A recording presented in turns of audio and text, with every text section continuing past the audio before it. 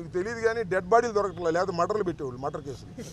Dead బాడీలు ఎక్కడ దొరికితే మాత్రం పెట్టేస్తారు మర్డర్ కేసు. నా మీద మన వీళ్ళ మీద ఆ డెడ్ బాడీలు కావాలి, అటెంప్ట్ టు మర్డర్లు పెట్టేస్తున్నారు. దానికి పెద్ద గాయం అవసరంలా, అటెంప్ట్ టు మర్డర్లు అయితే పెట్టేస్తున్నారు.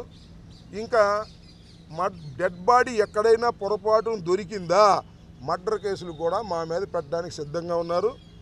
మేము ఎదుర్కోవడానికి కూడా సిద్ధంగా ఉన్నామని కూడా ఈ సందర్భంగా నేను చెప్పదలుచుకున్నాను.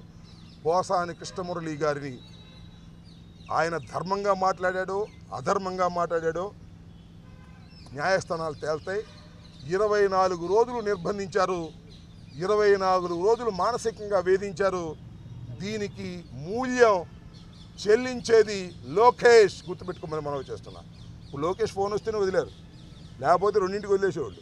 లోకేష్ ఆపమన్నాడు, అందువల్ల ఇప్పుడు దాకా అడ్డుపెట్టారు. లేకపోతే మధ్యాహ్నం వదిలేసేవాళ్ళు. మొత్తం అన్ని షూరిటీ బాండ్స్ అన్నీ వెళ్ళిపోయినాయి. లోకేష్ కనుసన్నల్లోనే జరుగుతున్నది ఇదంతా కూడా.